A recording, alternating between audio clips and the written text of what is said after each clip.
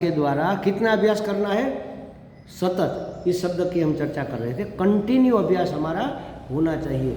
अभ्यास कैसे करें? पढ़ना है, फिर पढ़ने की सुविधा नहीं है, कहीं जा रहे हैं, समझो कि गोपाल भाई घर से गाड़ी लेकर यहाँ पर आए, तो रास्ते में क्या कर सकते थे? कुछ नहीं होगा ना। बिजनेसमैन है, अपने बिजनेस के बारे में सोचेंगे तो भी कुछ नहीं होगा। इससे अच्छा है कि राम राम राम राम राम राम करते चलो। जैसे ही बाहर कदम हमारा निकले, हमारा स्मरण शुरू हो जाना चाहिए, चिंतन शुरू हो जाना चाहिए। या तो जो सुना है उसके बारे में चिंतन करो कि मैं आत्मा कैसे हो सकता हूँ। मनोबुद्धि अहंकार चित्तानि नाहम, ऐसा शंकराचार्य जी ने कहा। तो ये कैसे सत्य है? असत्य तो हो नहीं सकता। इतने बड़े महात्मा, इतने साक्षात्कारी अवतारी पुरुष, तो ये बात तो सच्ची है, लेकिन हमें क्यों नहीं लगती? हमें क्यों लगता है कि हमारा शरीर ही मैं हूँ? बस ये सोचते हुए आ जाओ यहाँ तक। हम समय देंगे, बीच में गैप देंगे, तब माया घुसेगी ना। तो कहते हैं अभ्यास निरंतर करता है। ज्ञान निर्मथनम अभ्यासात, जो सतत किया जाए उसी का नाम अभ्यास है। ज्ञान के चिंतन रूप निर्मथन के अभ्यास से पंडित पाशम दहति, पंडित पाश माने बंधन, बंधन को जला देते हैं। तब तो हमारा कोई काम नहीं है, समझो, क्योंकि ये तो पंडित की बात हो गई ना। हम तो थोड़े ही पंडित हैं। पंडित के पास जल जाते हैं तो हमारा हम कैसे जलाएं? पंडित का मतलब क्या है? जिसके पास पंडा बुद्धि है। पंडा माने सात्विक बुद्धि, तीव्र बुद्धि, शास्त्र सम्मत बुद्धि, शास्त्र के विरुद्ध की बुद्धि नहीं, उसका नाम है पंडित। हम सब पंडित ही है। शास्त्र का जब अभ्यास करते हैं तब पंडित ही माने जाते हैं। तो जो विद्वान है, पंडित माने समझदार, सरल भाषा में मान लो हम समझदार तो है, हमें अपना कल्याण करना है, इससे और बड़ी समझ क्या हो सकती है? तो समझदार व्यक्ति इस प्रकार से आत्मचिंतन के अभ्यास के द्वारा अपने बंधन काट देता है। कौन सा बंधन है भाई? दिख तो नहीं रहा, किसी ने हमें रस्सी से तो बांधा नहीं। कौन सा बंधन है? पहले तो हम बंधन में है, ये हमें लगना चाहिए। हमें ये भी नहीं लगता कि हम बंधन में। अरे मजा है, क्या चिंता है? खाते हैं, पीते हैं, मौज है, और क्या? पेंशन भी आ रहा है ज्योति में, अब क्या चाहिए? और अपना घर का फ्लैट है, जब भी खाओ, जब भी सो, जब भी सुनो, जब भी आओ, जब भी जाओ, क्या दिक्कत है? कहाँ बंधन है? हमें लगता है कि हमें लगना चाहिए कि बंधन है। अगर ऐसा लगे बंधन है, तभी तो हम छूटने का प्रयत्न करेंगे। तो जो परवस्था है ना, वही सबसे बड़ा बंधन है। हमारे वश में सब कुछ तो नहीं है ना। जन्म मिला, अब हमें मरना नहीं है, तो क्या मृत्यु हमारे हाथ में है? हम उसके वश में हैं।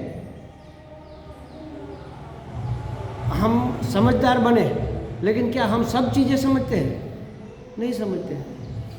हमें जड़ नहीं होना है, हमें चेतन होना है ना। हमें चेतन रहना है। जड़ता आ जाती है कभी कभी, बुद्धि में जड़ता आ जाती है, कोई बातें समझ में नहीं आती, शरीर में जड़ता आ जाती है, स्टफ हो जाता है, हाथ हिलता ही नहीं। हमें बीमार नहीं होना है तो बीमार हो जाते हैं। हमें दुखी नहीं होना है तो दुख कहीं ना कहीं से आ जाता है। हमें किसी से अपना संबंध, रिलेशन बिगाड़ना नहीं है, बिगाड़ देते हैं। अंदर से आवेग आ जाता है, क्रोध आ जाता है, अपनी पसंद की नहीं होती, तो ये भी तो परवस्था है ना। अपने मन की मानी हो जाए तब तो ठीक है, अपने मन की नहीं होती, ये परवस्था नहीं है क्या? नहीं, आप ऐसा नहीं कर सकते, मुझे तो करना है, नहीं कर सकते, ये नियम है, ये नहीं कर सकते आप, हमारे पूरे फ्लैट में ये नियम है, आप ऐसा नहीं कर सकते, क्या करें? ये परवस्था है। तो सभी बंधन, एक एक बंधन से मुक्ति का नाम मुक्ति मान लो, लेकिन सभी से मुक्त इसका नाम है मोक्ष। तो बंधन हमें अगर रियलाइज होगा तब हम उससे छूटने का प्रयत्न करेंगे। पंडित पाशम दहति, पंडित अपने बंधनों को जला देता है। तो जैसे हमने कहा ना, वो अरणि मंथन से अग्नि जलाते हैं, और यज्ञ कुंड में फिर वो रखकर यज्ञाग्नि प्रज्वलित की जाती है। उससे पहले कुछ किया जाता है। ये भी हमारे लिए काम की चीज़ है। जब लकड़ी काटने जाते हैं या तो लकड़ी वो अरणी बनाते हैं, तब उसको मंत्रों से अभिमंत्रित करते हैं। मंत्र बोलकर उसको अभिमंत्रित करते हैं, सुसंस्कृत करते हैं, पवित्र करते हैं। क्योंकि लकड़ी काटी, उसमें कोई कीड़ा होगा, कुछ नुकसान हुआ हो। पहले के ज़माने में तो बहुत ये मानते थे। वैद्यराज जो होते थे ना, वो कोई वनस्पति चाहिए समझो, तो पहले उसको निमंत्रण देने जाते थे। वो तिलक लगाएंगे, अक्षत लगाएंगे, प्रार्थना करेंगे कि भाई कल हम आएंगे दोपहर को 11 बजे और हमारे इस भाई के इस रोगी को उपचार चाहिए, तो आपके पत्ते, आपकी आंतर छाल, आपकी मूल, आपके फल, आपके फूल हम लेने आएंगे, आप हमें प्रदान करना। फिर वो दूसरे दिन जाते हैं और कहते हैं कि हम आ गए, हम आपके फल तोड़ते हैं। और हम तो ऐसे ही बस ले लिया, फ़ायदा क्यों नहीं हो रहा? वही वनस्पति है, भाव बदल गया तो परिणाम भी बदल जाएगा। भाव यह होना चाहिए, वो उसमें दिव्यता है, रोग दूर करने की सामर्थ्य है और किसी में नहीं है, इसमें है। तो इसका मतलब है ये दिव्यता उसकी अपनी है, तो उसके लिए तो हमें उसके आभारवश होना चाहिए। एक बार अभी तो मैं नहीं जाता, अभी तो मैं अपने फ्लैट में ही वॉकिंग करता हूँ। पहले मैं पास में ही, बिल्कुल यूनिवर्सिटी के गेट के पास मेरी कुटिया है। तो यूनिवर्सिटी के कैंपस में तो बहुत सारे पेड़ होते हैं, पौधे होते हैं बड़े बड़े। तो मैं घूमने वहाँ पर वॉकिंग करने लिए सुबह में जाता था। तो मैंने देखा कि कई लोग वो नीम के पेड़ लगे होते हैं, ऐसे करके डाली तोड़ी इतनी बड़ी, उसमें से इतना सा दातुन निकाला, बाकी फेंक दिया रोड पर ही कचरा फेंक दिया, और फिर घिसते घिसते थूकने लगे रोड पर। हमें तो थोड़ा ठीक नहीं लगा। 1 दिन हुआ, 2 दिन हुआ, 3 दिन, फिर हमसे रहा नहीं गया। वही भाई, 2-3 लोग थे, लेकिन हमें तो वही ज़्यादातर मिल जाते थे। मैंने रोका, मैंने कहा ये आपको कड़वा नहीं लगता? क्योंकि सीधी बात नहीं करनी चाहिए। तो उसने हाँ कड़वा लगता है, लेकिन हेल्थ के लिए अच्छा है स्वामी जी, ये हेल्थ के लिए बहुत अच्छा है। अच्छा, ये किस चीज़ का है? अरे नीम का है, आपको पता नहीं? ये नीम है। अच्छा, वो ये आपका नीम है? नहीं, ये तो यूनिवर्सिटी का है। अच्छा, आपके घर पर नीम होगा? नहीं, घर पर भी नहीं। आपने किसी पेड़ को पानी पिलाया? नहीं पिलाया। तो आपको क्या अधिकार है इतनी बड़ी डाली तोड़ने का? आप एक बोतल इतनी छोटी सी लेकर पानी पीने के साथ में लाते हो ना, कल से 1 लीटर का पूरा बड़ा वाला बोतल लेकर आना और इस पेड़ को दे देना, और जितना चाहिए उतना ही तोड़ना, इतना बड़ा नहीं, इतना चाहिए उतना ही तोड़ो। 1 लीटर पानी डेली इस नीम को आप पिलाओ, फिर आपको हक बनता है उसको लेने का। हाँ महाराज जी, आपकी बात तो सही, हमने तो बड़ा पाप कर दिया। सोचते ही नहीं ना, मूर्ख की तरह बस चले जाते हैं। जो चाहिए ले लो, जो चाहिए लूट लो, जो चाहिए अपने बस में कर लो बस। अरे किसका अधिकार है, ये तो हम सोचते ही नहीं। इतनी जड़ता है हमारे अंदर। तो जब वो अरणी बनाने के लिए लकड़ी काटने जाते हैं ना, तब आमंत्रण देते हैं, उसके ऊपर मंत्रोच्चार करते हैं। बनने के बाद भी उसको पवित्र किया जाता है गंगा जल से, मंत्रोच्चार से। और जब अरणी मंथन होता है तब भी मंत्रोच्चार चलता है। अग्नि का आवाहन करते हैं, हे अग्नि देवता आप प्रकट हो जाओ, आपको हमें यज्ञाग्नि में परिवर्तित करना है। इस यज्ञ को आप सफल करने के लिए हमें आपकी आवश्यकता है। प्रार्थना की जाती है मंत्रों के द्वारा। तो अरणी बनाने के लिए उसका शुद्धिकरण, उसका पवित्रीकरण, और इसके बाद सुसंस्कृत करते हैं उसको, और मंत्रोच्चार से पवित्र करते हैं।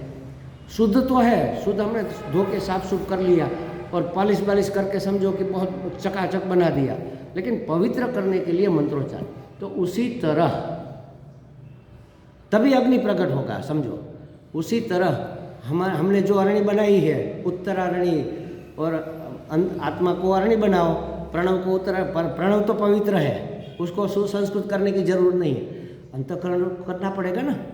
उसमें से सभी विकारों को इस चिंतन के दरमियान, ज़्यादा नहीं, चिंतन के दरमियान कम से कम निकाल दो। उस समय काम नहीं होना चाहिए, क्रोध नहीं होना चाहिए, मोह नहीं होना चाहिए, लोभ नहीं होना चाहिए, किसी से ईर्षा नहीं होनी चाहिए, कोई परिग्रह संग्रह की भावना नहीं होनी चाहिए, कोई दुर्भावना न हो मन में। और उस समय आप चिंतन करोगे तो ज्ञानाग्नि प्रकट होगा।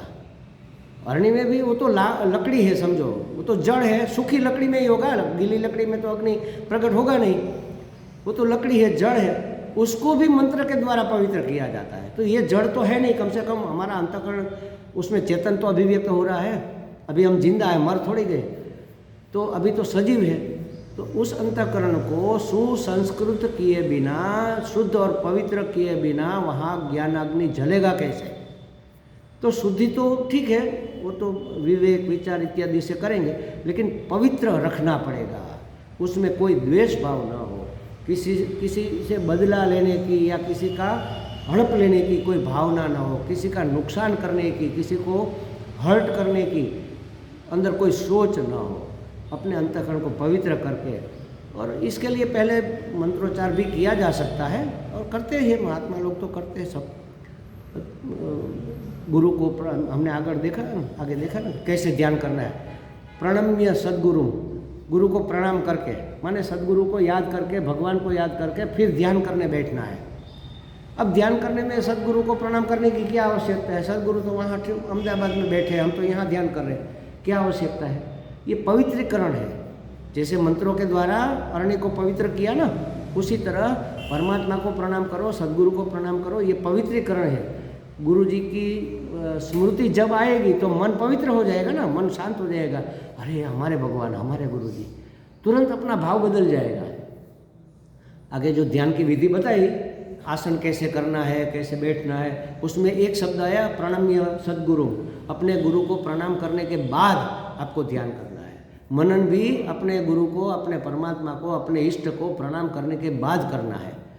और मन से हम पवित्रीकरण भी कर सकते हैं। अपवित्र पवित्रो वा सर्वावस्थांगतो पिवा यस्मरेत पुंडरीकाक्ष सभाया भवितर स्तुति, ऐसा करके ये भी मंत्र द्वारा भी कर सकते हैं। लेकिन सद्गुरु का स्मरण और इष्ट का स्मरण हमें हमारे अंतःकरण को पवित्र करता है। माने हमारा अंतःकरण सुसंस्कृत हो गया, संस्कारित हो गया, उसके संस्कार हमने कर दिया।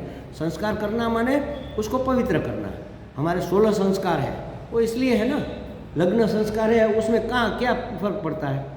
एक पुरुष एक स्त्री एक साथ में रहने लग जाए, पति पत्नी मान ले, तो नहीं हो सकता क्या? अगर ऐसे किया तो 100% डाइवोर्स होगा। और गए बारात लेकर, 200 लोगों को लेकर घोड़े पर चढ़े, नाचे कूदे, खाया पिया और मंत्रोच्चार के साथ फेरे लिए, कोई फर्क नहीं पड़ा। लेकिन ये लग्न बहुत टिकेगा, क्योंकि अंदर अंदर तक बैठ गया कि अब मैं शादीशुदा हूँ, ये मेरी पत्नी है, ये मेरे ससुराल है, ये मेरा ये है, ये मेरा वो है, सब अंदर तक बैठ संस्कार हो जाता है।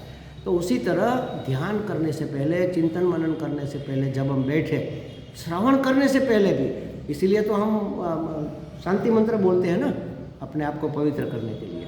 तो गुरु जी को, इसमें भी हम शांति मंत्र बोलते हैं, तब भी गुरु जी को प्रणाम अंत में करते ही है ना।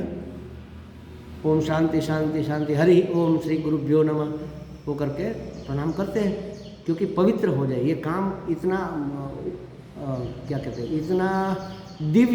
इतना दिव्य है कि वो ऐसे ही नहीं किया जा सकता। अगर उसका पूरा लाभ लेना है तो इस तरह से करना है। तो कहते कि अरण्य को जैसे सुसंस्कृत किया जाता है और फिर इसके बाद मंथन के दरमियान भी मंत्रोच्चार से उसको शुद्ध करते रहते हैं। ऐसा करने से अग्नि की और यज्ञ की पवित्रता बनी रहती है और तभी ये कार्य सिद्ध होगा, वरना सिद्ध नहीं होगा। आजकल हम यज्ञ तो बहुत सारे करते हैं, लेकिन सबके यज्ञ सफल नहीं होते। क्यों? कोई ना कोई उपचार छूट जाता है, अंग भंग हो जाता है, ऐसा कहते हैं। अब अंग भंग माने वो तो अपंग हो गया ना, आदमी का पाँव काट दो तो वो तो अपंग हो गया ना, वो फिर किस काम का रहेगा? वो रेस में काम आएगा क्या? दौड़ने के लिए काम आएगा? हाथ काट दिया, अब वो किस काम का रहा? तो भागवत में आपने सुना होगा कि भक्ति का जन्म साउथ में, दक्षिण में हुआ, फिर मध्य में आकर थोड़ी बड़ी हुई और गुजरात में आकर क्षीण हो गई। पली बड़ी मध्य प्रदेश में, गुजरात में आकर क्षीण हो गई, बूढ़ी हो गई। क्यों? ऐसा क्यों हुआ? हर जगह वो वहाँ जन्मी, वहाँ बड़ी हुई और गुजरात में आकर क्षीण कैसे हो गई? क्योंकि हम व्यापारी लोग हैं ना, शॉर्टकट ढूंढ लेते हैं ना, अंग भंग कर देते हैं। अब पूरा करने की जरूरत नहीं, बस इतना कर दो ना, हो जाएगा। शादी करते तब भी महाराज ये 100 रुपया लो, जल्दी निपटाओ। 1600 उपचार, जैसे 16 उपचार से हम पूजा करते हैं, सभी अंग उसके काम में आते हैं। प्रोक्षण किया, मंत्रोच्चार किया, तिलक किया, धूप दीप किया, नैवेद्य किया, अर्घ्य किया, सब अंग काम के हैं, इसीलिए तो है। लेकिन हम शॉर्टकट कर लेते, पंचोपचार कर दिया। ठीक है, शास्त्र की सम्मति है पंचोपचार, लेकिन पंचोपचार भी नहीं करते, उसमें भी एक आध काट देते हैं। अर्चन कहाँ करते हैं हम? 108 नाम से कभी अर्चना की हमने? नहीं की। जब उसका खास दिन होता है तब भी नहीं करते। शिवरात्रि को भी शिव 108 नाम से अर्चना नहीं करते। नवरात्रि में भी देवी के 108 नाम से अर्चना नहीं करते। करनी चाहिए ना, कम से कम अर्चना तो करनी चाहिए। तो अंग भंग हो जाता है, तो इसलिए वो फलित नहीं होता। तो पूरे अंग के साथ ये सब उसके अंग है। मंत्रोच्चार से शुद्ध किया, फिर मंथन के दरमियान भी मंत्रोच्चार हुआ, और इस तरह से करेंगे तो काम सफल होगा। हमें यही करना है। ये हम विस्तार से इसलिए कह रहे हैं कि जब भी हम श्रवण करें, श्रवण के बाद श्रवण करें तब तो हम वो बोलते हैं, शांति मंत्र बोलते हैं, गुरु को प्रणाम भी करते हैं, अंदर भाव नहीं है। भाव अब करना कि हम हमारे सामने हमारे सदगुरु है, हम उसको प्रणाम करके इस शास्त्र को पढ़ने के लिए, सुनने के लिए बैठते हैं। और फिर इसके विषय में जब भी सोचे, बैठकर सोचो, मनन करने के लिए थोड़ा टाइम निकालो, अथवा तो काम करते हुए भी मनन कर सकते हैं, लेकिन मनन शुरू करने से पहले एक बार प्रणाम कर लो, सदगुरु को प्रणाम कर लो और अपने इष्ट देव को प्रणाम कर लो, तो ये मनन पवित्र हो जाएगा, थोड़ा इफेक्टिव हो जाएगा। धीरे धीरे करके आपकी श्रद्धा उसमें इतनी गहरी हो जाएगी। और श्रद्धावान लभते ज्ञानम, बिना श्रद्धा के ज्ञान होने वाला है नहीं। तो श्रद्धा तो है स्वामी जी हमारी, खाक श्रद्धा है, 1 सेकंड में मिट जाएगी। अभी कोई संकट आया तो श्रद्धा के तेल लेने हम तो ये करेंगे। अभी हम समझो कि अभी कोई आकर दौड़ कर आए और कहे कि भाई यहाँ से एक टैंकर निकला, वो ट्रक निकला, वो पलट गया और उसमें से सोने की लकड़ियाँ रोड पर बिखरी पड़ी है, सब लोग लूट रहे, एक आदमी यहाँ नहीं बैठेगा, बैठेंगे क्या? तो हमारे लिए महत्व की चीज़ क्या है? संसारी महत्व का है। हम मानते हैं ये तो भगवान की कृपा है कि हमारे संजोग ठीक ठीक बने रहते हैं और बातें बनती जाती हैं। तो उस ऐसी श्रद्धा को श्रद्धा नहीं कहते। श्रद्धा माने जीवन मरण का प्रश्न आ जाए लेकिन हमारी श्रद्धा डिगे ही नहीं, उसका नाम श्रद्धा है। तो ऐसा करते करते धीरे धीरे श्रद्धा दृढ़ होगी, कहने का मतलब ये है। तो श्रुति कहती है कि कल्पना करो कि आत्मा या अंतःकरण नीचे की अरणी है और प्रणव, प्रणव माने ओमकार, प्रणव ऊपर की अरणी है। और समझो कि कई लोग कहते हैं कि सबको ओमकार का अधिकार नहीं है, तो परमात्मा की बात है, वो ओमकार स्वरूप ही है। शास्त्र की बातें जो हमने पढ़ी है, जो हमने सुनी है, जो हमने समझी है, उस बातों को ओमकार मान लो। ओमकार को ऊपर की अरणी और ऊपर की अरणी करके बुद्धि रूप दंड के द्वारा विचार रूप रस्सी से, बुद्धि भी काम में लानी है, विचार भी काम में लाना है, मन बुद्धि दोनों चाहिए। तो बुद्धि रूप दंड के द्वारा शास्त्र विचार रूप रस्सी से, और ऐसे वैसे विचार नहीं, विचार तो बहुत आते हैं, वो नींद भी नहीं आती, लेकिन शास्त्र विचार रूप रस्सी से विचार मंथन करने से जो जीव ब्रह्म का स्वरूप का ऐक्य है वह ज्ञान अग्नि के रूप में प्रकट हो जाएगा। कौन सी अग्नि प्रकट करनी है हमें? ज्ञान अग्नि। लेकिन कौन सा ज्ञान? ब्रह्मात्मा ऐक्य ज्ञान। हाँ, तो स्वरूप ब्रह्म का, स्वरूप मेरा, दोनों एक ही है। ब्रह्म और आत्मा के स्वरूप के ऐक्य का ज्ञान, ये अग्नि हमें चाहिए। क्योंकि मैं ब्रह्म जब तक नहीं हो जाऊंगा तब तक परिचिनता रहेगी, तब तक मर्यादा रहेगी, तब तक पराधीनता रहेगी, और पराधीनता तो बंधन है, उसी बंधन से तो हमें छूटना है। तो कहा कि इस वाक्य को फिर से सुन लो एक बार। नीचे की अरणी अंतःकरण को करके ऊपर ओमकार की अरणी को लगाकर बुद्धि रूपी दंड के द्वारा शास्त्र विचार रूप रस्सी से विचार मंथन करके जीव ब्रह्म ऐक्य रूप ज्ञान को प्रकट करना है। जीव ब्रह्म दोनों का स्वरूप एक ही है। जीव ब्रह्म ऐक्य रूप ज्ञान को हमें प्रकट करना है। इससे अविद्या के सर्व बंधन कट जाएंगे, सर्व पाश मिट जाएंगे। अच्छा, बंधन क्या है? परवस्तः ये तो हमने देखा, जैसे समझो कि हम मर्त्य है, ये बंधन है, हमें मरना नहीं है, तो मर्त्य तो बंधन है। जड़ता बंधन है, हमें जड़ नहीं रहना है, हमें तो ज्ञानी हो जाना है। दुख बंधन है, दुखी भी नहीं रहना है। कर्ता भोक्ता प्रमाता, ये भी बंधन है, क्योंकि कर्ता बने तो भोक्ता बनना पड़ेगा, तो ये भी बंधन है। एक शब्द में इस सब को कहे तो संसारीपना या तो अपूर्णता मान लो, सब अपूर्णता ही बंधन है सबसे बड़ा। एक में सब आ जाएगा। मैं परिपूर्ण हूँ, माने मेरा दिखाव भी ठीक है, मेरी हेल्थ भी ठीक है, मुझे भय भी नहीं है, मुझे कोई पराधीनता भी नहीं है, मुझे कोई रोक टोक भी नहीं है। ऐसा पूर्ण, अपने आप को हम पूर्ण नहीं मानते ना, इसलिए तो सब हमारे कर्म, सब हमारे सब प्रयत्न किस लिए है? पूर्ण होने के लिए। धन क्यों कमाते हैं? कि बहुत सारा धन आ जाए तो मैं पूर्ण हो जाऊँ। पद कमाते हैं, बहुत बड़ा पद मिल जाए तो फिर तब ठीक है, तब मैं पूर्ण हो जाऊँ। पद, पैसा, प्रतिष्ठा सब पूर्ण होने के लिए हम अपने आप को परिपूर्ण नहीं मानते, अपूर्ण, आधे अधूरे है। हम આપણે કહીએ ને બાપડા બિચારા અમે શું કરી શકીએ, અમે તો સંસારી જીવ, સ્વામીજી અમે શું કરીએ, આવું આપણા ગુરુજી ઘણા લોકો કહેતા હોય, સ્વામી અમે તો સંસારી, એટલે અમે અપૂર્ણ। तो इस अपूर्णता को मिटाने के लिए, अपूर्णता ही बंधन है, वह पास जल जाएगा। किसका जलेगा? समझदार व्यक्ति का, पंडित का। समझदार माने हमें समझदार बनना है और इस तरह से विचार मंथन करना है। अभी तो कौन सी दशा है हमारी? ब्रह्म दशा में, हम ब्रह्म में है। ब्रह्म दशा में तो लगता है कि जीव में अल्प हूँ और परमात्मा अनंत है, परमात्मा अनंत है और मैं अल्प हूँ, ऐसा हमें लगता है ना, सबको लगता है कि नहीं लगता है? लेकिन हमने समझा ही नहीं इस वाक्य को, इस शब्द को ही नहीं समझा। अनंत का मतलब क्या होता है? जिसका कहीं अंत ही ना हो, माने ठसा ठस भरा हुआ, तो मैं उससे बाहर कैसे हो सकता हूँ? अगर मैं बाहर हूँ और परमात्मा इसके सिवा हर जगह है, तो परमात्मा अधूरा हो गया कि नहीं? मैंने उसको काट दिया, टुकड़ा कर दिया उसका, तो हमारी समझ ही गलत है। हम भ्रम में है, मैं अल्प हूँ और परमात्मा अनंत है, मैं कैसे अनंत हो सकता हूँ? अरे भाई, परमात्मा अनंत है, इसका मतलब ही यही है कि तुम भी उसी में हो, उसी के अंतर्गत ही हो, तो तुम परमात्मा ही हो। ये हाथ मेरे अंतर्गत है तो हाथ मैं हूँ कि नहीं हूँ? ये कान मेरे अंतर्गत है तो कान में हूँ, मैं कान भी हूँ, मैं हाथ भी हूँ, मैं नाक भी हूँ, मैं पूरा का पूरा सब मैं ही मैं हूँ, मैं के सिवा और कुछ है ही नहीं। आप कहीं पर भी मुझे छुओ, मैं कह सकता हूँ अरे भाई मुझे क्यों छू रहे हो? आप कहोगे महाराज आपके कंधे को छुआ, लेकिन कंधा मैं ही हूँ, मुझे क्यों छू रहे हो? महाराज मैंने तो आपके सर को छुआ, तो सर मैं ही हूँ ना। अगर परमात्मा अनंत है तो मैं अपूर्ण कैसे हो सकता हूँ? हमने शब्द को समझा ही नहीं, तो इसलिए कहते हैं कि अभी हम भ्रम के कारण अपने आप को अल्प और परमात्मा को अनंत मान रहे हैं। और हमारा तो ऐसा दृढ़ ख्याल है कि अनंत परमात्मा से मैं भिन्न हूँ।